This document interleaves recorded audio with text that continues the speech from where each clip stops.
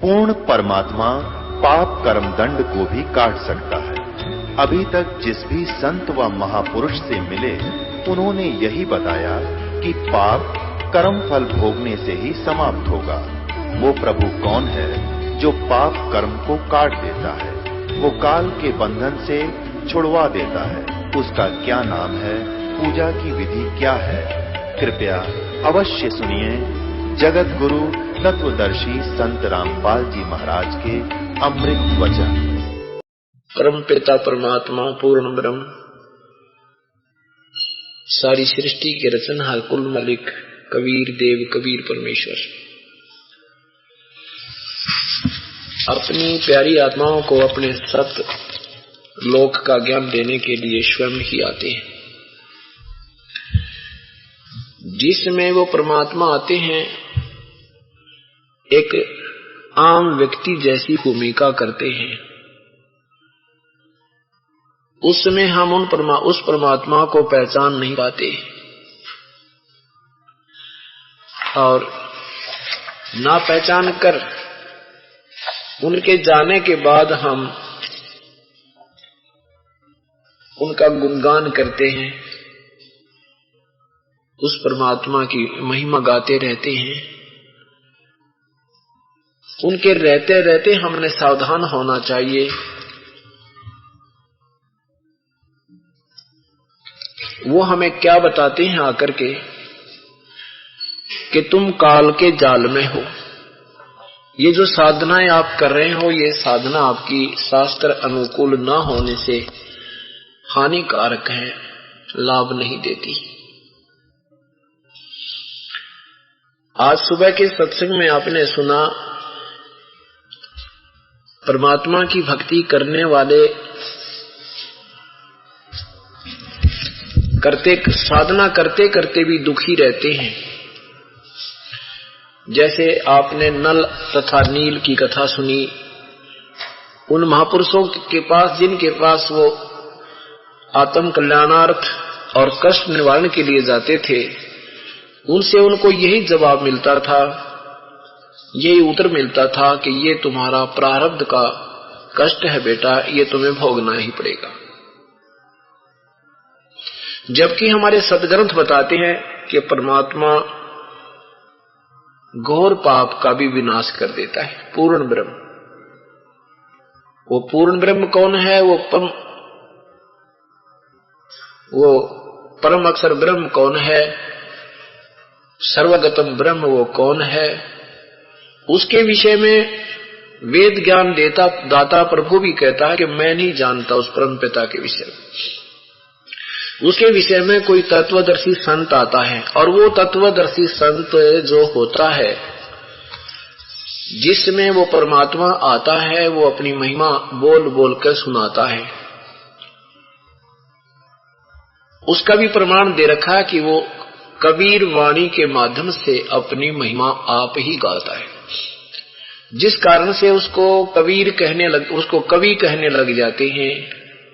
एक प्रसिद्ध कवि की उपाधि दे देते हैं, क्योंकि वो अपनी वाणी एक कविताओं के माध्यम से, काव्यों के माध्यम से, कविताओं के माध्यम से सुनाता है। उस तत्वदर्शी संत से ज्ञान प्राप्त करके फिर उनके द्वारा बताएगी हर मर्यादा का पालन करते हुए साधक अपना जीवन सफल कर सकता है, जन्म मरण से पूर्ण रूप से छुटकारा प्राप्त कर सकता है, पूर्ण मोक्ष प्राप्त करता है। वो परमात्मा पाप अक्षमा कर देता है, पाप विनाश कर देता है, पापों के पाप विनाश कर देता है। वो परमात्मा अपनी महिमा आप ही साधारण भाषा में बोलता है। जब ही नाम हृदय धरो, भयो पाप को नासे, जैसे चिंगी अग्नि की पड़े पुराने गाश। कि वो पूर्ण परमात्मा वास्तविक मंत्र देकर के ऐसे हमारे पाप कर्मों को फूंक देता है, विनाश कर देता है, जैसे बहुत बड़ा पुराना सूखा घास बहुत 1000 एकड़ में गपड़ा हो, और कहते हैं एक सीख की तिल्ली, एक चिंगारी आग की, और सबको फूंक कर भस्म कर देती है, और फिर हवा उसको उड़ा करके बखेर देती है। कितना बड़ा कुबाड़, और उसका समाधान हो गया छोटी सी चिंगारी ने ही कर। इसी प्रकार पूर्ण परमात्मा अपने उस सच्चे मंत्र से, सत्य नाम से, सार नाम से सर्व पापों का विनाश करके अपनी प्यारी आत्मा को स्वच्छ करता है, अपने सीने से लगाने योग्य कर लेता है। जैसा कि आपने दिन में सत्संग सुना था कि जैसे माता उस छोटे से बालक को जो पालने में झूल रहा होता है, अनजानपने में वो उसके बस की बात नहीं होती, टट्टी और पेशाब में सारे कपड़े भी खराब कर लेता है, हाथ भी खराब कर लेता है, फिर रोने लगता है। माँ आती है, उसने वो बच्चे का गंध नहीं दिखता, उसने अपना लाल दिखाई देता, अपनी बेटी या बेटा दिखाई देता है, उसको नवाती है, कपड़े धोती है, फिर सीने से लगाती है, प्यार करती है, दूध पिलाती है। ऐसे वो परमपिता हमारे पापों को जो हमने अनजान पड़े हुए हम विवश हैं, जीव के बस का नहीं, पाप ना करे, क्योंकि हमें बांध ऐसा कसूती तरह दिया काल ने, हम विवश कर रखे। ये परमात्मा आता है, इसके बंधन से हमें छुटाता है, फिर वो उन अपने किए हुए हमारे पुराने पापों को साफ करके अपने सीने से लगाने योग्य करता है। तो वो परमात्मा हमें पार करता है, सतलोक ले जाता है। उस परमेश्वर को हम ना पहचान कर साधना गलत करते रहते हैं, और जब परमेश्वर आते हैं तब ये नकली संत वकील बन जाते हैं, उस परमात्मा की बात को नहीं मानते, ना सुनते, ना ही समाज को स्वीकार करने देते हैं। ये अभी तक यही कारण रहा कि ये तत्व ज्ञान और ये वास्तविक भक्ति हमारे से दूर रही। एक समय की बात है, परमात्मा जब आए हुए थे, अपने तत्व ज्ञान का डंडोरा पीटा करते थे, मुनादी करते थे, जगह जगह जाते थे और अपनी प्यारी आत्माओं को अपना भेद आप ही बताते थे। आप आरती आप पे साजे, आप पे किंगर आप पे बाजे, आप पे ताल झान झनकारा, आप नचे आप देखन हारा। आप पे भगवान बना, आप पे भगवान आप पे एक दास बना, जुल्हा रूप में आके 120 वर्ष तक यह भूमिका की, और आप ही परम संत की भूमिका की। स्वयं ही मालिक ने एक परम संत की भूमिका की, तत्वदर्शी संत सतगुरु जगत गुरु की भूमिका भी की, और बनारस काशी की कुटिया में बैठकर पूरे ब्रह्मांडों का कंट्रोल भी किया उस मालिक ने अपने शक्ति के रिमोट से। जब वो परमात्मा वहां सत्संग किया करते थे, जो भी परमेश्वर के चरणों में आ जाता था वो स्वस्थ हो जाता था, क्योंकि प्रभु में ये प्रथम गुण है कि दुखी जीव को सुखी करता है, क्योंकि हम उसकी आत्मा है। और माता पिता पर अपना बेटा और बेटी दुखी नहीं देखी जा सकती। जितनी उसकी समर्थता होती है उतना अपना हर तन मन धन से उन बच्चों को राहत देने की चेष्टा करता है। और ये परमात्मा तो समर्थ है। इन परमात्मा कबीर साहब की शब्दकोश में, डिक्शनरी में इम्पॉसिबल वर्ड नहीं है, असंभव शब्द नहीं है इस परमात्मा के शब्दकोश में, इसीलिए इसको समर्थ कहते हैं। इसलिए आदरणीय गरीबदास साहब जी कहते हैं, समर्थ का सरना गहो रंग होरी हो, भाई कबू न हो ऐ काज राम रंग होरी हो। फिर कहते हैं वेदों में यही प्रमाण है, पवित्र वेदों में, पवित्र गीता जी में। पवित्र गीता जी का ज्ञान दाता प्रभु काल भगवान सदाशिव महाशिव कहता है कि अर्जुन, यदि तुझे परम शांति चाहिए, और पूर्ण मोक्ष चाहिए तो उस परम पिता की शरण में जा। गीता जी अध्याय नंबर 18 का मंत्र नंबर 62 में बोला है। उसकी कृपा से ही तो परम शांति और शाश्वत स्थान अर्थात सतलोक को प्राप्त होगा। हर सदग्रंथ, प्रत्येक सदग्रंथ, प्रत्येक महापुरुष उसी परमात्मा की तरफ संकेत करते हैं, और वो परमात्मा स्वयं आते हैं। उस समय हम बालक होते हैं, पहचान नहीं पाते हैं। वो आवाज लगाते फिरते हैं, मैं भगवान हूं, मैं ही परमात्मा हूं, पर हम नहीं सुनते, क्योंकि हमारी बुद्धि काल के दूतों ने, काल के ब्रह्म के संदेश वाहकों ने परिभाषा भगवान की उल्टी पढ़ा रखी है। परमात्मा निराकार है, परमात्मा तो किसी को दिखाई नहीं देता, वो तो बस कुछ देखने की चीज न्यारी है। और वेद सदग्रंथ बताते हैं वो साकार है, मनुष्य सदृश्य है, हमरे ही उनिहार है, हमारा सृजनहार, हमारे जैसा है हमारा भगवान, अपने जैसी शकल है उसकी। लेकिन उनकी शक्ति में और हमारी शक्ति में बहुत अंतर है। राजा भी मनुष्य जैसा ही होता है, लेकिन राजा की शक्ति में और मनुष्य की शक्ति में दिन रात का अंतर होता है। ऐसे अंतर है उस परमेश्वर में। परमेश्वर कबीर साहब की शरण में जो भी आते थे उनको तुरंत संकट निवारण हो जाता था। परमात्मा उस समय आए थे अपना ज्ञान देने के लिए और साथ में अपने गवाह तैयार करने के लिए, और अपनी समर्थता का प्रतीक अपनी लीला करके दिखाने आए थे कि इस समय जब ये शिक्षा का समय आएगा, उस समय सब वेद और सदग्रंथ का इतिहास सामने लाया जाएगा, और फिर वो पहले की हुई लीलाओं को वो वेद शास्त्र हमारे प्रमाण करेंगे। परमात्मा ये काम करता है, परमात्मा ऐसा होता है, प्रभु ऐसा होता है, वो ऐसे आता है। जैसे आपने कल के समाचार पत्र में पढ़ा था कि वो परमात्मा सशरीर आए थे। आज के समाचार पत्र में आपने पंजाब केसरी में पढ़ा कि वो परमात्मा सशरीर गए थे। प्रत्यक्ष प्रमाण है, आज भी वो पवित्र यादगार गवाही है, साक्षी है कि सचमुच ये घटना यहाँ घटी थी। और वहां परंपरागत एक महंत परंपरा होती है, महंत परंपरा होती है इन यादगारों के रखवाले, उनका इतना ही काम होता है बस।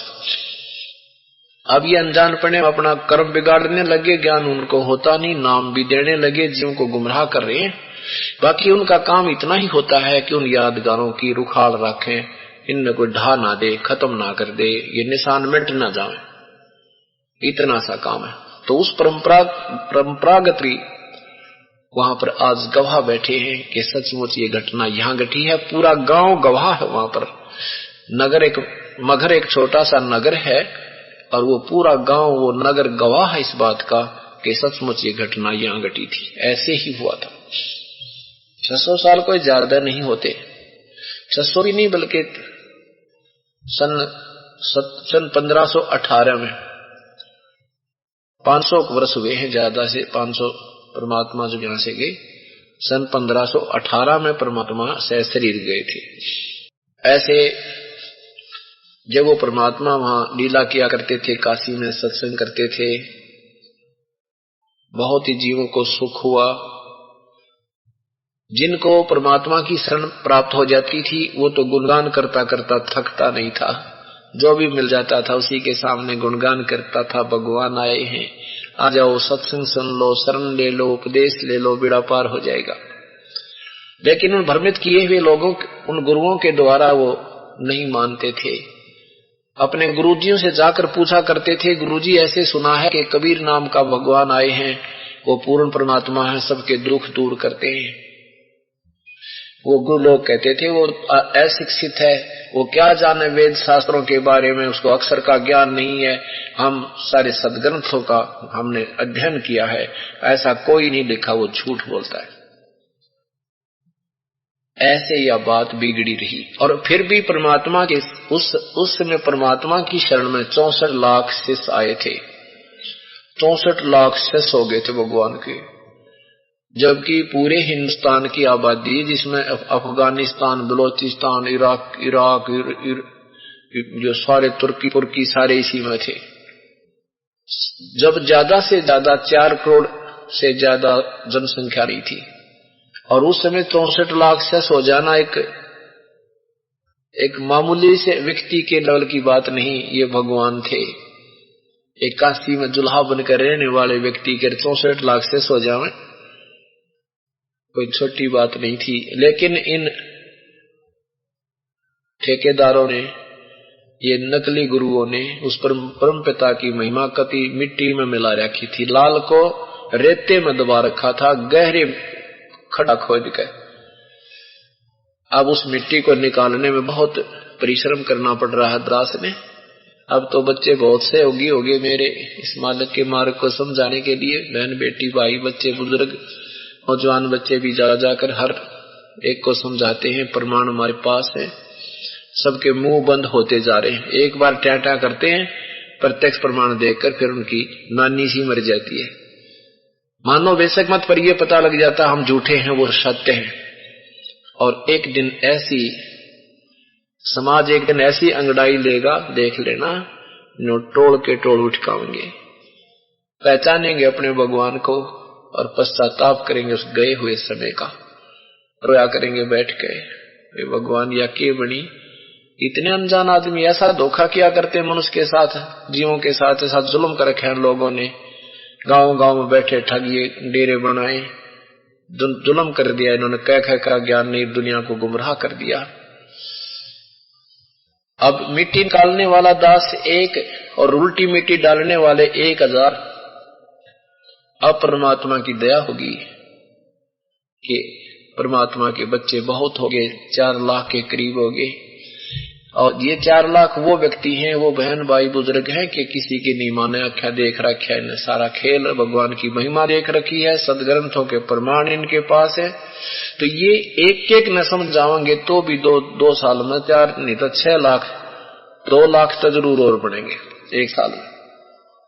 एक व्यक्ति को तो जरूर समझाते हैं, 1-2 तो मान ही जाता है।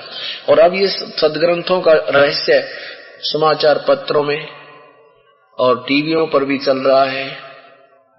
अब जो भी हमारे पास रोजाना ये पेपर में जब ऐड आ रही है, रोजाना सैकड़ों फोन आ रहे हैं, पुस्तक मंगा रहे हैं और प्रशंसा कर रहे हैं, भाई कमाल कर दिया, ये कहाँ छुपा था ये ज्ञान, होय होय। अब क्या शब्द नहीं हमारे पास, कैसे क्या गुणगान करे ऐसे निर्मल ज्ञान को, कैसे सिंपल ढंग से एक साधारण ढंग से समझाया गया है। ज्ञान तो साधारण ही है, उसने हिंदी में बोलकर समझा लेते, अंग्रेजी में बोलकर बता देते, संस्कृत में गिटमिट कर ले। बात तो वही बतानी है कि भी भगवान भजे बिना बात बने को नहीं। पूर्ण परमात्मा एक ही है, वो कौन है, वो कैसा है, उसको पाया कैसे जाता है, वो के सुख देता है, ये 4 बात। ये 3 लोगों ने उल्टा ज्ञान गड़का ये सारा काम उलझा दिया। 9 मन सूत उलझा रखा था, 9 मन सूत उलझा रखा था। पहले सूत थोड़ा सा भी उलझ जाता वो लेने के देने पड़ जाते थे, उस उलझाने वाले को मुश्किल माचा करती। और ये 9 मन सूत उलझा के गिर रखा था, इस ज्ञान को ऐसा उलट पुलट कर दिया था। अब परमात्मा की मेहर हुई है, ये धीरे धीरे सारा सुलझन लग रहा है और बिल्कुल इसके ऐसा बढ़िया बंडल बना देंगे कति उड़ जाए कोई ना देवी। इतना स्वच्छ और निर्मल ज्ञान कर दिया जाएगा परमेश्वर की रजा से। ऐसे पुस्तक बन रही हैं कि सदा के लिए जब तक भक्ति रहेगी संसार में, अब ये ज्ञान नहीं रुलेगा, ये ज्ञान नहीं खत्म होगा। हाँ, जब खत्म होगा उसमें भक्ति ही समाप्त हो जाएगी, फिर कोई भक्ति करने अब पृथ्वी पर इंसान नहीं रहेगा। अब जिन्होंने भक्ति चाहिए वो इंसान पीछे नहीं रहेगा, क्योंकि हमें पता ही नहीं लगा था परमात्मा है कौन। निर्णय नहीं हो पा रहा था, अब निर्णय हो चुका है। एक समय परमात्मा सत्संग किया करते थे, वहां एक सर्वानंद नाम का एक बहुत बड़ा विख्यात एक विद्वान कहलाता था, संस्कृत का ज्ञाता, वेदों का ज्ञाता और गीता जी का मर्मज्ञ ज्ञाता रूप में प्रसिद्ध था। सर्वानंद जी ने अपने समय के सभी विद्वानों को शास्त्रार्थ करके पराजित कर दिया था। ऋषि सर्वानंद जी ने सभी सदग्रंथों का अध्ययन जैसे उसकी बुद्धि ने काम किया वो घोट रखा था, और साथ में एक बैल के ऊपर पूरे चारों वेद, 18 पुराण, 11 उपनिषद, महाभारत, गीता जी, सुधा सागर, सबको एक बैल के ऊपर एक बोरे में डाल के, जैसे गधों पर बोरा डाला करे ऐसे बैल के ऊपर डाल के और साथ लिए फिरता था। उसके अध्याय, श्लोक, नंबर सारे कंठस्थ याद कर रखे थे, और उस समय के सभी विद्वानों को पराजित कर दिया उसने। सर्वानंद जी की माताजी श्रीमती शारदा एक बहुत अच्छी आत्मा थी, ब्राह्मण कुल में जन्म था। उनको एक बहुत भयंकर बीमारी थी, सारे शरीर में एक बहुत ही बेचैनी सी रहती थी, भुगत रही थी। बहुत से ऋषियों, महर्षियों, संतों, पामिष्टों के पास, जन्मपत्री बनाने वालों से भी सारा कुछ उन्हें दिखा कर लिया था। अपने बेटे से भी सारे जंतर मंत्र करवा लिए थे। सभी ने ये कहा था कि माताजी, आपके प्रारब्ध का कष्ट है, ये आपको भोगना ही पड़ेगा, इसका कोई विकल्प नहीं है। उदाहरण देते थे जैसे भगवान श्री राम ने बाली को मारा था, उसका भी बदला देना पड़ा, भगवान ने भी अपना दंड भोगना पड़ा, कि कर्म का दंड तो माता भोगना ही पड़ेगा। सभी ये कह करके और अपनी वाणी को विराम दे देते थे। अब शारदा ने भी ये सोच लिया था कि देखो भी 10 वर्ष का जीवन है या 5 वर्ष शेष है, ये ऐसे भोगना ही पड़ेगा। परमात्मा अपने बच्चों को काल के जाल से निकालने के ना जाने क्या क्या तरीके अपनाते हैं। शारदा जी की एक सहेली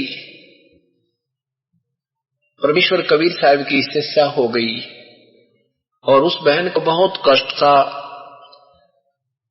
और साथ में घर में नुकसान भी बहुत था, कर्जा भी बहुत हो गया था, बच्चे भी बीमार रहते थे, स्वयं भी तकलीफ में रहती थी। उस बहन ने परमेश्वर का उपदेश लिया, उपदेश लेते ही वह स्वस्थ होगी, घर में भी हर चीज की बरकत शुरू होगी, गदगद होगी, जहां जावे उसी के सामने कबीर परमात्मा की महिमा गाने लगी। वो सहेली एक दिन शारदा के पास, भक्तमती शारदा जी के पास पहुंच गई, कुशल मंगल पूछा। कुशल मंगल पूछने के बाद के समय शारदा ने कहा, बहन के कुशल बताऊं और के अकुशल बताऊं, मेरा तो जीवन व्यर्थ हो गया, बहुत परेशान रहती हूं, बहुत दुखी हूं, मेरे जैसा दुखी आज संसार में प्राणी नहीं है, जिसका शरीर ही ठीक नहीं है। उस बहन ने कहा कि बहन, मैं आपसे एक अर्ज करती हूं, आप हमारे गुरुदेव से उपदेश ले लो, दीक्षा ले लो, आपका ये रोग नहीं रहेगा। अगर सच्चे दिल से तू मालिक को चाहेगी तो, बजेगी जैसे उनके नियम रहेगी तो आप बीमार नहीं रहोगी, आपका कष्ट दूर हो जाएगा। शारदा जी ने कहा कि मैंने कोई संत नहीं छोड़ा, कोई ऋषि नहीं छोड़ा, कोई वैद्य नहीं छोड़ा, सब जगह इलाज करवा चुकी हूं, बहन मेरा कष्ट निवारण नहीं हो सकता। उस बहन ने जो परमात्मा से उपदेश प्राप्त कर रखा था वो कहने लगी, मेरी बात मान ले, मैं सही कहती हूं, मेरी सतीथी भी यही थी, मैंने भी सब जगह जंतर मंतर करवा लिए थे, न तो घर में बरकत हुई थी और न ही मेरे शरीर में मेरे बच्चे ठीक रहे थे। फिर शारदा ने सोचा हो सकता है कोई ऐसा महापुरुष हो कहीं। शारदा जी ने कहा कि फिर कौन है वो महापुरुष, कहाँ रहते हैं? कि अपने नगर में, काशी बनारस में ही रहते हैं। क्या नाम है आपके पिता, आपके गुरुदेव का? शारदा जी ने पूछा। उस बहन ने बताया कि वो कबीर परमेश्वर आए हैं। कबीर परमेश्वर कौन? कबीर कहाँ रहते हैं? कि उस ऐसे जुलाहों की कॉलोनी में वो कबीर परमात्मा है। तो शारदा कहने लगी, कौन? वो नीरू का पुत्र क्या? वो जो ऐसे मिला था, तालाब में पड़ा पाया था। अब वो बहन कहने लगी कि बहन ये तो बाद में बताऊंगी मैं, जब तू नाम ले लेगी ना फिर बताऊंगी, फिर पूछूंगी तेरे ते वो कौन कित पड़ा पाया था, क्या चीज है, वो जुलाहा है या भगवान है, पर मेरी अर्ज है आप एक नाम ले लो, तो बस इतना ही कहूंगी मैं। न्यू बोली है तेरी अक्ल मारी गई क्या, तेरा दिमाग कौन से कहां घूम रहा है। मैं ब्राह्मण, हम ब्राह्मण वो एक नीच जाति का जुलाया है पागल कहीं की, हमने मैं ना दूं उसका नाम कर देवी, और मेरे तक कहना भी नहीं आगे आज के बाद। मरण लग रही बुढ़िया भुगतन लग रही, और वो जाति की मरोड़ी न्यो की न्यो है तेरा गजे भैया। काल ने हमारा ऐसे फुद्दू खींच रखा है, ऐसे मूर्ख बना रखा है हमारे को। आज मान लीजिए हम ब्राह्मण हैं, कल जन्म हो जा किसी मुसलमान के घर पे या दूसरी जाति में भी तो हो सकते हैं। तो ये हमारे को ज्ञान किसी ने दिया नहीं, इस तरह कोई समझा नहीं पाया था कि हम ये बीच की दीवार ना बनाते, पर ये ढह जाएगी, धीरे धीरे खत्म हो जाएगी, ज्ञान होता जाएगा आप पे खत्म हो जाएगी। तो बहन उठकर चलेगी कि इसकी शारदा की दबदी कति उल्टी हो रही है। परमात्मा अपने बच्चे ने छोड़ा को ना किसी प्रकार भी, उसने कोई भी कारण क्यों ना बनाना पड़े, अपनी आत्मा को चरणों में लेकर ही मान्या करता है। कुछ दिनों के बाद एक और बहन जो परमात्मा की उपदेशी थी, कबीर साहिब का उपदेश ले रखा था, उसका भी जाना हो गया। कुशल मंगल पूछा तो उस बहन ने कहा कि शारदा तेरा तो आधा शरीर भी नहीं रहा, क्या हो गया आपको। शारदा ने कहा बहन के बताऊं, मरा जाता ना जिया जाता, उंगलियां पर दिन गिनूं कद मरूं, भुगत रही हूं अपने किए कर्म ने। उस बहन ने कहा कि ये कर्म के दंड से दुख होता है और परमात्मा कर्म के दंड को समाप्त कर देता है। आप हमारे पूज्य गुरुदेव से उपदेश ले लो। शारदा मां भी बहुत दुखी थी, मुझे भी कितना धरती पर ठिकाना नहीं दिखा था, मृत्यु के अतिरिक्त मैंने कुछ नहीं सोच रखा था। ऐसी स्थिति थी मेरी कि मैं आत्महत्या कर लेती, बच्चा ने भी साथ लेकर। और जिस दिन से भगवान के चरणों में आई हूं, कबीर पर उस मेरे भगवान गुरुदेव के चरणों में आई हूं, उस दिन से मुझे पूरे परिवार ने नई जिंदगी मिल गई। आप मेरी बात मान लो, हमारे गुरुदेव से उपदेश ले लो। आंखों में आंसू भर कर वो बहन कह रही है, उसकी दृष्टि उसके दुख को देखकर, शारदा के दुख को देखकर कह रही है। शारदा कुछ नरम हुई, उसने सोचा जब ऐसा कह रही है कोई संत होगा, हो सकता है ना जाने, ये तो आत्मा को आभास है कि है कोई शक्ति ऐसी जो दुख भी दूर करती है। हमारे नहीं हो रहे हैं तो वो दूसरी बात है। तो उसने पूछा कौन है फिर वैसे, वो कौन है वो ऐसे महापुरुष, मुझे बता दो, मैं चलूंगी। उस बहन ने कहा कि वो कबीर परमेश्वर। अब शारदा को पता था, ज्यादा डिस्कस नहीं की, कहने लगी बहन वो धानक क्या, वो जुलाहा नीरू वाला पुत्र। अब वो बहन उसके मुंह की तरफ देख रही है, पता था कि यही बोल लगी है। तब उस बहन ने परमात्मा की शिष्या ने कहा कि शारदा आज हम ब्राह्मण हैं, मैं भी तो ब्राह्मण थी, आज हम ब्राह्मण हैं, कल हम, और आज मुझे क्या मिल रहा था, क्या ब्रह्म माटी मेरी हो रही थी, और कल न कहीं और भी तो जन्म हो सकता है। भगवान आए हैं, हमने भगवान चाहिए, पहचान ले उस मालिक को। शारदा बोली बहन मेरे आगे से जिक्र मत करना, क्या बात कर रही हो, हम ब्राह्मण और वो एक छोटी जाति धानक जुलाहा, ये कहेगा जमाना मेरे तो दुनिया की थूकेगी, हमने मैं नहीं लूंगी नाम नो। वह बहन उठ के आगी, देख विनाश काले विपरीता बुद्धि नहीं मान रही है, देख कितनी अच्छी थी, मेरी हर बात को माना करती थी, आज सटील होगी, मरोड़ी खागी, ढंग से बात भी नहीं कर रही है, देख कितने माड़े बाग इसके। वह भी उठ के आ गई। अब परमात्मा नहीं छोड़ता, वो नहीं छोड़ेगा अपनी प्यारी आत्मा। काल वेश से कितनी मीठी गोली दे रखा, एक समय आएगा ये सब समझ जाएंगे। अब क्या रिश्तेदार ब्राह्मण था शारदा जी का, वो उसका वहां जाना हो गया, 2-3 वर्ष के बाद गया। और शारदा उससे बहुत परिचित थी कि वो बहुत दुखी था, उसके परिवार में बहुत हानि होती थी, बालक भी बीमार थे, पत्नी तो मृत्यु के निकट थी उसकी। और ये भी पता था कि अब उसको बहुत सुख हो गया है, पैसे भी उसके पास हैं, गुजारा ठीक हो रहा है, इस बात का भी उसको संदेशा था। वो ही पहुंच गया वहां पर और कुशल मंगल पूछा। शारदा ने अपना दुख बताया तो उनके रिलेटिव ने कहा, शारदा, आपने मेरा जीवन देखा, क्या हाथी। मुझे रिश्तेदार देखकर भी प्रसन्न नहीं थे, इतना टोटा था, इतना दारिद्र था मैं। और आज मैं बहुत सुखी हो गया, मेरे बच्चे भी सुखी हैं, मेरी पत्नी भी स्वस्थ होगी। और मैंने ऐसा सोच लिया था एक बार तो कि इस जीवन से अच्छा तो मृत्यु ही मिल जाए तो ही अच्छा है। आप हमारे गुरुदेव से उपदेश ले लो।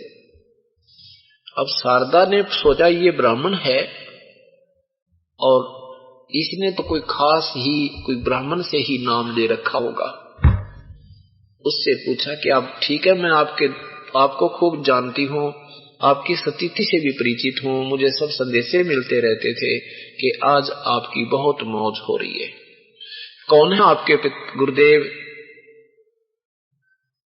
उस रिश्तेदार ने कहा कि वो कबीर परमात्मा, कबीर देव, कबीर भगवान, उनको संत कहूं या राम कहूं, शारदा के कौन से शब्द से उस परमात्मा की महिमा गाऊं। अब शारदा कहती है कि तू ब्राह्मण हो कह, तेरी अक्ल भी क्यों कर मारी गई, तू भी वहां कहां फंस गया जाके, तने शर्म नहीं आई? क्या समाज तुझे कह रहा होगा, मुझे नहीं पता था, तो इतना गिर गया कि एक दानक से का शिष्य हो गया। हम तो जगत के गुरु हैं, ब्राह्मण है। वो भक्त बोला, शारदा ये बनावटी बातें ठीक नहीं तेरी। मेरी वो सती थी, तुझे याद है कि मैं रिश्तेदार के जाता था, रिश्तेदार के माथे पर 3 तोड़ी गिर जाती थी। वो सोचता था कि आ गया 10 रुपए मांगने आया होगा, और मैं भी जान जाता था कि इसका चेहरा बदल गया मेरे दर्शन होते ही। शारदा, इस समाज ने, इस ब्राह्मण जाति और कुल के लोगों ने मुझे क्या दिया था? 10 रुपए कोई देता था, उसका ब्याज लेता था, और आज मेरे पास मेरे बच्चे स्वस्थ, मेरी पत्नी की जीवन प्राप्त हो गया। मैं भी बहुत परेशान रहता था, मानसिक टेंशन मुझे रहती थी इस कर्जे के कारण, और कोई भी 2 पैसे देने को तैयार नहीं था। और आज मेरे पास सब कर्जा उतर कर 10 रुपए मेरे पास है। जहां भी जाता हूं सबसे पहले मुझे सीने से लगाते हैं और फिर ये पूछते हैं, जल्दी आना, गने दिन मत लगाना। आज ये कृपा मेरे परम पिता परमेश्वर कबीर देव की है, और आपकी इच्छा नाम लो या मत लो, पर पछतावेगी इन दिनों को। न्यू कहकर उठ का आ गया। इन 3 चोटों से शारदा कति टूट गई कि भी 1 कहे, 2 कहे और 3 कहे, और ऐसे दुखी, इसको तो मैं खूब जानती हूं कितना कष्ट था इस प्राणी के ऊपर। और आज ये व्यक्ति ये बात कह रहा है तो बहुत सोचने पर विवश होगी। सारी रात नींद नहीं आई इसने कि ऐसी परम शक्ति आई है, और जाऊं तो ये दुनिया क्या कहेगी। ये तो चलो एक छोटा मोटा ब्राह्मण है, मेरा तो बेटा वेल नोन है सारी इस क्षेत्र में, क्यों जाऊं हे भगवान, कैसे जाऊं उसकी शरण में, ऐसे सोच रही है। फिर अपने मन में आप ही विचार कर लेती है कि यहाँ कहीं आसपास कोई सत्संग होगा, उस सत्संग में मैं जाऊंगी और घूंघट करके जाऊंगी, कोई पहचान ना रहे वो ब्राह्मणी हूं अंधेरे से मैं, और मेरे सिर पे हाथ रखने, जब मैं स्वस्थ होगी तो नाम ले लूंगी, चरणों में गिर जाऊंगी वहीं पर, और मुझे राहत नहीं मिली तो उठ कर आ जाऊंगी, किसी ने बेरा ना पाटेगा, किसी को पता नहीं लगेगा कि मैं वहां गई थी। ऐसा सोच के और इंतजार करने लगी कि आसपास कहीं सत्संग हो। ऐसे दयालु भगवान, ऐसे हे परमात्मा, सारी इच्छा पूर्ण करने वाले अपने बच्चों की, उन्हीं के आसपास एक सत्संग कर दिया किसी गरीब के घर पे। शारदा को पता लगा, बहन को, कि भगवान कबीर साहब का सत्संग यही पड़ोस में हो रहा है। तो उसने सोची आज जरूर जाऊंगी। परमात्मा सामने आसन पर बैठे थे, एक घी की जोत जला रखी थी, जो दीपक का काम भी कर रही थी, हवन का काम भी कर रही थी। अब सभी श्रोतागण आ रहे थे, इस परमात्मा के सामने दंडोत प्रणाम कर रहे थे, चरणों में शीश रख रहे थे, आशीर्वाद परमात्मा दे रहे थे, अपना अपना स्थान बहन भाई ग्रहण कर रहे थे। अब शारदा भी अपने मुंह पर घूंघट करके और करे थे, ऐसे ही करके जाकर चरणों में सिर रखा, सिर पे हाथ रखा भगवान ने और कहा, सर्वानंद की मां आज दानक के पास कैसे आएगी, तेरा समाज के एक भगत ने। जब ये अंतर्यामी परमात्मा ने उसको पहचाना और साथ में सिर पे हाथ रखते ही वो स्वस्थ हो गई, चरणों में गिर गई बुढ़िया और बहुत रोई। ने बोली, हे भगवान कहाँ छुपे थे आप? हे परमात्मा, मेरे जैसा दुखी पृथ्वी और प्राणी नहीं था मालिक। अंतिम सांस गिनो थी, फिर तो बुढ़िया ने खोल दिया घूंघट भी, स्पष्ट खड़ी होगी सब बहन भाइयों के सामने और सबको कहने लगी, भाई बहन भाइयों, मैं सर्वानंद की मां हूं और मैं बहुत दुखी थी, मेरे ऊपर इतना कहर था, कष्ट था, सब जंतर मंत्र करा लिए थे, सब ऋषियों के पास जा चुकी थी, आज परमात्मा के सिर पर हाथ रखते मैं स्वस्थ हो गई हूँ। हे भगवान क्षमा कर दो मालिक, मैंने बहुत बुरी भली कही आपके विषय। परमात्मा ने कहा, कोई बात ना बेटी, आप नहीं बोल रहे थे, ये काल ने मेरे ही बच्चे मेरे दुश्मन बना रखे, इनको या गुटी प्या रखी है माया की, इसने नशा करा दिया या भांग प्या रखी है सबको बेटा, और मुझे पहचान नहीं रहे, ये पहचानने नहीं देता, इतना चालबाज आदमी है ये निरंजन ज्योति निरंजन। कबीर ये माया अटपटी सब घट आन अड़ी, किस किस को समझाऊं या कुएं भांग पड़ी। कुएं में भांगे रखी है, एक व्यक्ति को समझाने के लिए इतना प्रयत्न करना पड़ता है, नए सिरे तो मानना पड़ता है उस प्यारी आत्मा को, इतना उसके अंदर मैल ठोक दिया काल ने, उल्टा ज्ञान पड़ा के, कि तो मजहब नारे बना के, कि तो जाति नारी बना के एक दूसरे के दुश्मन बना दिए। आपस में हमें पीस रखा है, पति पत्नी की लड़ाई रखा, रोज क्या न बात पे, बहन भाई का झगड़ा, भाई भाई का झगड़ा, मजहबों के लट्ठम लट्ठा, ये मच्छर बना दिए, बता मच्छरा बना के आंच लाग रही थी, ये मच्छर काटो इन्हें, रात न पड़न दे न दिन में पड़न दे, इतने परेशान है भगवान। फिर सत्संग सुना, परमात्मा ने पूरी सृष्टि रचना जचा कर सुनाई, शारदा की कति सारे पर्दे खुल गए, उपदेश ले दिया, सब कति स्वस्थ होगी और हर एक ब्राह्मण के पास जावर समझावर नाम ले लो, बल्कि उस शारदा कोई धिक्कारन लगे, तेने शर्म नहीं आई, तू क्यों बेशर्म होगी, दानक से नाम ले लिया, क्या कहेगी दुनिया, तेरा बेटा तो इतना बोलबाला हो रहा है, उसका दुनिया पूज रही है, उस जैसा विद्वान ब्राह्मण नहीं है, और क्या कहेगी दुनिया उसको, तेरी माँ एक जुलाहे का नाम ले लिया। शारदा बोली, के बताऊं, ये शराब मैंने पी रखी थी जो तुम बोल रही हो, ये तो वहीं जाए शराब यो नशा उतरेगा ना, कि तो उतरे को नहीं, एंटीबायोटिक इस नशे ने तारण की, उस परमात्मा के पास दवाई है और पृथ्वी पर है ही नहीं। अब उसकी मां ने, सर्वानंद की मां ने, शारदा ने सोचा, और तो देखी जाए, कोई मानना चाहे मत मानो, मेरा बेटा तो काल तो छूट जाए, इसी प्रकार मेरा बेटा ही मान जावे। वो कई बार चर्चा करती थी, देख बेटा मैं स्वस्थ होगी, कैसे हुई मां, सर्वानंद पूछा करता था। भाई भगवान आए हुए है कबीर साहब, और मैंने उससे नाम लिया, बेटा मेरे सिर पर हाथ रखा था, मैं ऐसे अपने मन में एक संकल्प करके गई थी कि मुझे सिर पे हाथ रखते ही राहत मिलगी, मैं स्वस्थ होगी तो नाम लेकर आऊंगी। भाई मैं पक्का दृढ़ निश्चय करके आ गई थी, और बेटा मेरे सिर पे हाथ रखते मैं कति स्वस्थ होगी, देख मेरी क्या हालत थी, और मैं तो भाई नाम ले आई गुरुदेव के। और सर्वानंद बोला, माँ जब आप स्वस्थ होगी, सचमुच आप तो बहुत बुरा हाल था, मैं भी रोया करता अपनी माँ की हालत देख करके, कोई बसा नहीं रही थी मेरी, मुझे बहुत खुशी हुई मेरी माँ स्वस्थ होगी। फिर माँ कहने लगी, बेटा मेरी आत्मा भी तेरे प्रति इतनी ही फंसी हुई है, तू मेरा बेटा है, मैं भी चाहती हूँ मेरा बेटा भी मेरा साथी हो जावे, मेरे साथ हो जावे। और पुत्र, इस काल ने तुझे वकील बना रखा है बेटा, भगवान के पास तो ज्ञान इस पृथ्वी पर नहीं है, और बेटा तू नाम ले ले, काल के जाल पे छूट जाए। तो क्या कहता, माँ आप ना मना नहीं करूं मैं, पर मैं नाम नहीं ले सकता, मैं सारा विद्वान पुरुष, वो के जाने माता शास्त्रों के बारे में। हम मानते हैं तू स्वस्थ होगी, इस बात को मैं मानता, पर वो भक्ति के बारे में और शास्त्रों के बारे में वो क्या जाने, अशिक्षित है। अब माँ के प्रार्थना ही कर सकती है जवान बालक के सामने। रह रहकर अर्ज करती थी, परमात्मा आपका बच्चा है और काल की घूंटी बहुत पी ली उसने, वो बहुत बड़ा विद्वान और महिमा से परिपूर्ण हो चुका है।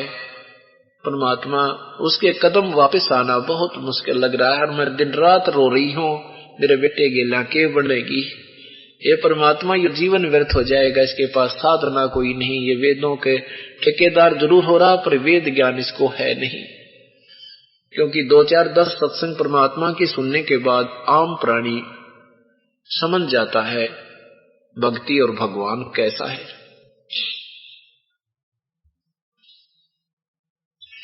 प्रतिदिन की यही अर्ज मां की रहती थी, भक्ति भी करती थी।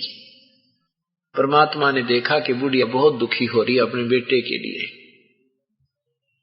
एक दिन सर्वानंद ने अपनी मां से कहा कि मां, सर्वानंद के मन में आया कि मैं अपनी मां से अपना नाम सर्वाजीत रखवा लेता हूं, क्योंकि मुझे बताना पड़ता है कि मैंने सबको पराजित कर दिया है, मैंने सब पर विजय प्राप्त कर ली है, मैंने सबको जीत लिया शास्त्रार्थ में, इसलिए सर्वजीत यानी सब पर विजय प्राप्त किया हुआ व्यक्ति सर्वजीत, ये नाम मैं रखवाना चाहता हूं।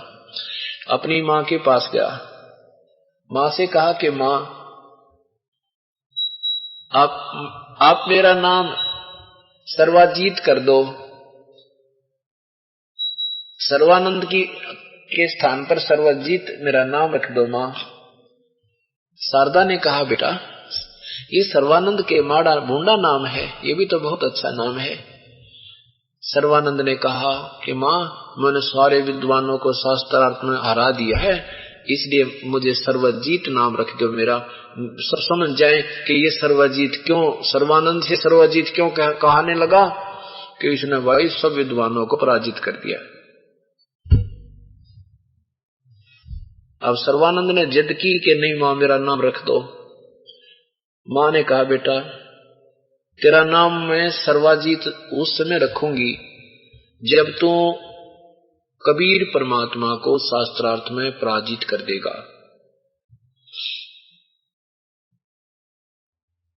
सर्वानंद अच्छा कहने लगा मां उसको अक्षर भी नहीं आता शास्त्रार्थ का, कोई शास्त्रों के विषय में जानता ही नहीं है, उसको तो 2 सेकंड में हरा दूंगा। अभी गया और अभी आया। मां ने कहा बेटा हार और जीत का कोई प्रमाण लेके आना। सर्वानंद ने कहा उन्हीं के लिखवा के लाऊंगा अंगूठा लगा के, मां ऐसे कच्चा काम नहीं करता मैं। अच्छा बेटा। अब सर्वानंद जी पहुंचे, दोपहर का समय, जून का महीना, धूप खूब जोर की। 12 बजे सर्वानंद चल पड़ा शास्त्रार्थ के लिए। कैसे एक बैल के ऊपर सब सदग्रंथ वो साथ रखता था, ऊपर बढ़िया कपड़े से ढक कर रखा करता था, बैल को पकड़कर चल पड़ा तो आगे जाके दुल्हाओं की कॉलोनी में उस नगरी में पहुंच गया। वहां परमात्मा की एक प्यारी बेटी, मुंह बोली बेटी, जो एक मुर्दा जीवित की थी, उसका नाम कमाली रखा था। वो कमाली कुएं पर जल भर रही थी दोपहर के समय। उधर से सर्वानंद उस कॉलोनी में प्रवेश कर चुका था और परमात्मा ने ऐसी कृपा की कि उसको इतनी भयंकर प्यास लगी कि उसका जो ना गला सूख गया और जाके कहने लगा बेटी जल्दी पानी पिला, बहुत प्यास लगी है। लड़की ने जो पानी निकाला था तुरंत ही महात्मा को पिला दिया और महात्मा ने ऐसे हाथों का गिलास बना के पी लिया। अब सर्वानंद जी ने सोचा जब पानी पी लिया, पेट भर गया, जान बच गई, फिर सोचा कोई जुलाहा तुझे देख तो नहीं रहा है, तेरी बेइज्जती तो नहीं हो जा, जुलाहों के कुएं का पानी पी लिया। अब चारों तरफ देखा तो चारों तरफ उसी कॉलोनी के जुलाहे लोग खड़े खड़े देख रहे थे कि ये ब्राह्मण विद्वान पुरुष आज हमारे मोहल्ले में कैसे आना हो गया। आज से 550 वर्ष 600 वर्ष पूर्व एक इतने बड़े विद्वान का और जुलाहों की कॉलोनी में आना ऐसा होता था जैसे पहले गांव में हाथी आ जाया करता, सारे देखा करते खड़े होकर, कोई हाथ पर चढ़ कर, कोई कहीं चौतरिया पे खड़ा होगा, चबूतरिया पे ऐसे देख रहे थे कि ये कैसे आ गया सर्वानंद। सर्वानंद ने ऐसे देखा, चारों तरफ सब देख रहे हैं, अपनी इंसल्ट समझ के, अपनी बेइज्जती समझ के लड़की पर डांट लगाने लगा। ए लड़की, ये कौन जाति का कुआं है? कमाली ने कही महाराज जी, जुलाहों के मोहल्ले में जुलाहों का ही कुआं होता है, ये जुलाहों का कुआं है। ए लड़की, तूने पहले क्यों नहीं बताया मुझे? तूने मेरा दीन भ्रष्ट कर दिया। ये धान में ब्राह्मण और ये जुलाहों का कुआं तूने पहले क्यों नहीं बताया? अब वो लड़की हंसती है, उसके ड्रामे को देख कर कहती है, महाराज जी पानी पीकर जात पूछ रहे हो, जब तो आपकी आंखों में जान आई हुई थी, आंखों में प्राण आए हुए थे, 2 मिनट तुझे जल नहीं मिलता, तेरे प्राण पखेर उड़ जाने थे। उस समय तो तुरंत तुझे जाति याद रही नहीं, पेट भर गया तो जाति याद आएगी तुझे। ए लड़की, गणी ना बोला है। वो कबीर कहाँ रहता है? वो कबीर कहाँ रहता है? तुझे पता उसके घर का? कमाली बोली, मुझे तो पता है। कबीर का घर शुक्र माने सबसे टॉप मोस्ट पर, सबसे ऊपर स्थान सतलोक में।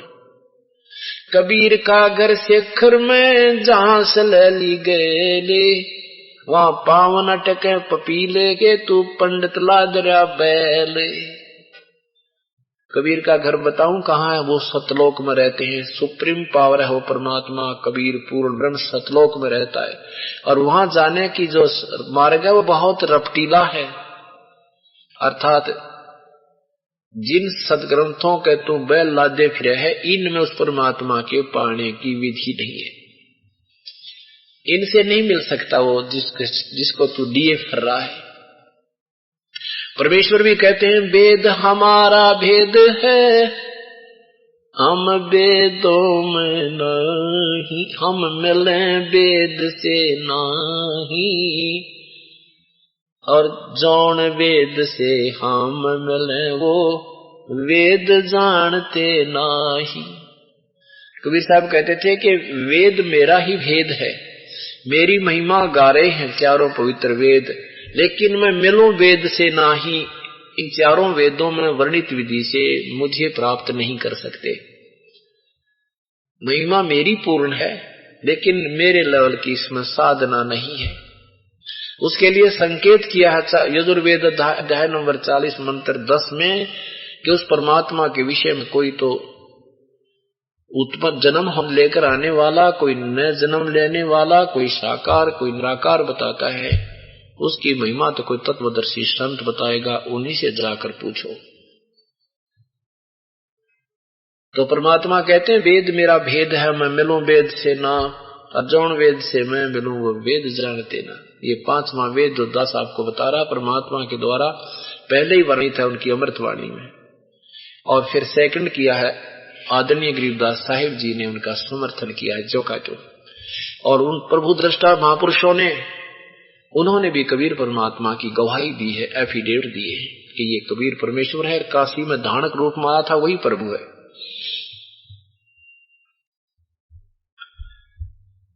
अब सर्वानंद जी कहता है, ए लड़की मुझे यूं बता कि यहाँ काशी में कहाँ रहता है, यहाँ इस कॉलोनी में कहाँ रहता है वो कबीर। लड़की बोली, आ जाओ महाराज जी, मेरे साथ साथ आ जाओ। लड़की पानी का मटका उठा के चल पड़ी, सर्वानंद जी से कुछ ज्यादा तेज चल करके घर पहुंच गई और जा करके बता दिया, पिताजी एक ब्राह्मण आवे है और घने पोथे पत्रे रखे हुए। उसने बैल के ऊपर आपको पूछ रहा, भगवान आपको परेशान करने आ रहा है। परमात्मा ने कहा, बेटी कोई बात नहीं, आ जाने दे। हम तो गरीब आदमी हैं, वो विद्वान पुरुष हैं, जो वो ये हार जीत के भूखे होते महिमा के। हम हार जाएंगे, वो जीत जाएंगे, बेटा चला जाएगा। बुला ला, प्यार से जा, उसको बुला के ला। अब वो लड़की गई। तब तक सर्वानंद जी उस झोंपड़ी के द्वार पर पहुंच चुके थे। लड़की ने कहा, आजो महाराज जी, यही पिताजी का हमारा घर यही है, आपको भगवान याद कर रहे हैं, कबीर साहब आपको याद कर रहे हैं, आ जाओ अंदर। सर्वानंद ने कहा, बेटी ऐसे कर, ले जल ला अंदर से, और मेरा ये लोटा भर दे पानी का, करमंडल पीतल का लोटा था, पानी का भर दे। वो लड़की एक लोटा पानी का लाकर उसका लोटा भर दिया, और भर दे, और डाल दे। कति ऊपर का उतरना हो गया, और फलो हो गया, होने को हो गया। तो बोला, चुप बस बेटी, अब रुक जा, और अब ऐसे कर ये लोटा ले जा और कबीर साहब को देना, इसका के उत्तर दे वो मेरे पास लाना, मैं बाहर खड़ा हूं। लड़की धीरे धीरे उस लोटे को लेकर गई और कहा था कि इसका जल नहीं गिरना चाहिए। लड़की धीरे धीरे धीरे धीरे पकड़ के परमात्मा के पास गई। पिताजी, उन्होंने ये पानी का फुल भरवा का लोटा भेजा है आपके पास, उत्तर मांगा है। परमात्मा ने एक बड़ी सुई थी, कपड़े सीमण की बड़ी सुई, वह उठा के लोटे में गिर दी। जितना सुई की कैपेसिटी थी उतना ही जल बाहर निकल गया, और सुई तली में जाकर बैठ गई, उसके तले में नीचे बॉटम प्लेस पे। और कहा, जा बेटी ये लोटा दे दे वापस स्वामी जी का। लड़की धीरे धीरे लेकर आई। सर्वानंद जी ने पूछा, बेटी क्या उत्तर दिया मेरे प्रश्न का? लड़की ने कहा, पिताजी ने उत्तर नहीं दिया, इसमें एक सुई डाल दी और कहा, ले जा, दे दे उस स्वामी जी को। अब सर्वानंद अंदर आया और कहा, कबीर तूने क्या उत्तर दिया मेरे प्रश्न का? अब इतना देख करके वहां आसपास के जुलाहे लोग अशिक्षित इकट्ठे हो गए, आसपास आकर बैठ गए।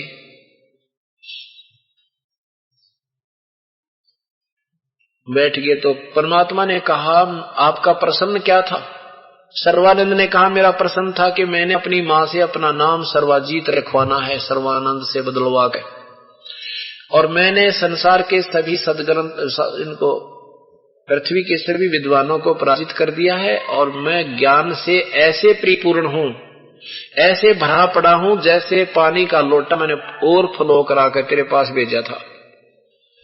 मेरा कहने का संकेत, मेरा प्रश्न ये था कि तू मेरे साथ वाद विवाद करने की चेष्टा मत करना। तेरा ज्ञान मेरे ज्ञान में नहीं, मेरे अंदर नहीं समाएगा, वो ऐसे बाहर निकल जाएगा जैसे उस भरे हुए लोटे में कोई और पानी डाले तो वो बाहर ही जाता, उसके व्यर्थ हो, उसमें पानी डालना व्यर्थ होता। मेरे साथ डिस्कस करना, मेरे को ज्ञान शिक्षा देना, तेरे लिए ऐसा होगा, इसलिए अपनी हारी लिख देना। परमात्मा ने कहा, हारी जीत की कोई बात नहीं, आप जैसे कहोगे ऐसे लिख देंगे, पर मेरा उत्तर सुन ले, मेरा उत्तर क्या था? सर्वानंद ने कहा, बता क्या उत्तर था तेरा? मेरा उत्तर ये था कि आपका जो लोटा भरा था पानी का, आपका ज्ञान व्यर्थ है, आपका ज्ञान थोथा है, स्थायी नहीं है, और मेरा ज्ञान इतना वजनी है, जैसे मैंने वो सुई डाली इस तेरे लोटे में और वो पानी बाहर निकल गया, सुई ने अपनी जगह तेरे लोटे की तली में बना ली, तेरा पानी बाहर निकल गया। ऐसे ही मेरा ज्ञान इतना सॉलिड है कि तेरे वाला ज्ञान बाहर निकल जाएगा और मेरा ज्ञान तेरे सीने पर बैठ जाएगा जाकर। अच्छा, सर्वानंद ने कहा, अच्छा प्रसन्न करो। परमात्मा ने प्रसन्न किया। कौन ब्रह्मा का पिता है, कौन विष्णु की मां, शंकर का दादा कौन है, सर्वानंद देह बता।